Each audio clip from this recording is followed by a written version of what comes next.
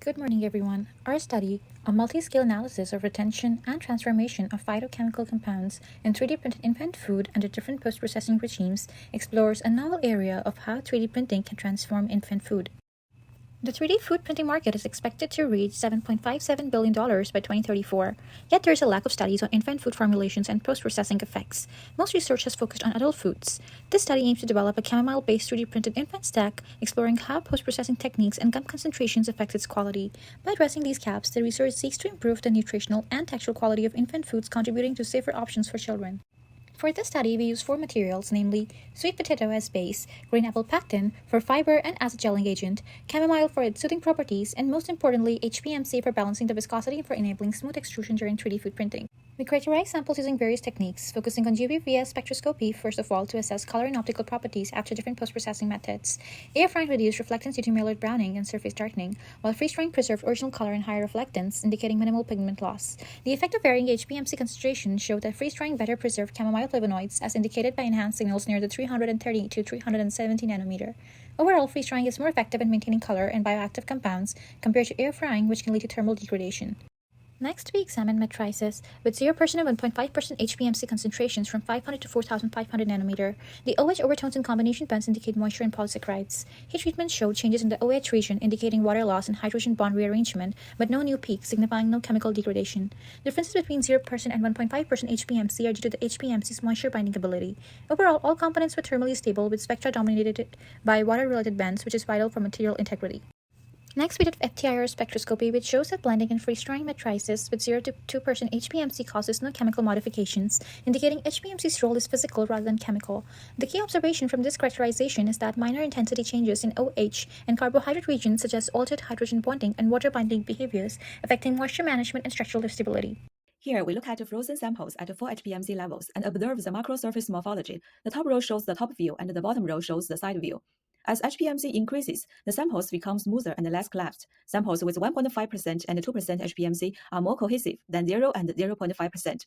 The 1.5% and 2% samples are visually similar, suggesting 1.5% HPMC is sufficient to achieve good stability. Here, we use optical microscopy to view the surface microtexture. The top row shows untreated samples, and the bottom row shows the freeze-dried samples. We can see that freeze-drying produces lighter, more porous surfaces than untreated samples. As HPMC rises, the network becomes more connected, with 1.5% HPMC giving the most uniform, continuous texture. At 2%, the surface turns irregular and overcompact, suggesting phase separation. Next, we compare the air-fried surfaces under two thermal conditions. The top row shows 120 degrees for 15 minutes, and the bottom row shows 180 degrees for 5 minutes. We can see that with general heating into 120 degrees, the surface remains lighter, while 180 degrees yields darker, smoother, and denser textures. As HPMC rises, the network generally becomes more connected. Around 1.5% HPMC, we observe the most uniform, continuous morphology, while at 2%, irregular dense domains appear, suggesting overcompaction or phase separation. The ISDN results show how HPMC transforms microstructure. At 0%, we can see highly porous and irregular networks. Increasing HPMC progressively densifies the structure. At 1.5%, we achieve the optimal balance, a continuous uniform network with strong integrity and adequate porosity. Beyond 1.5%, overcompaction and phase separation occur. This clearly demonstrates 1.5% HPMC is the critical threshold for maintaining infant-safe food quality. The EDS analysis revealed potassium content increases with HPMC concentration. HPMC's hydrophilic gel structure creates a water-bending network that locks moisture and mineral ion in place through 3 mechanisms. It prevents potassium ion migration, slows ion diffusion through increased viscosity, and acts as a physical barrier protecting minerals from surface loss. The key insight is improved potassium retention, reflects enhanced retention efficiency, not HPMC-sourced potassium, critical for maintaining nutritional integrity throughout shelf life.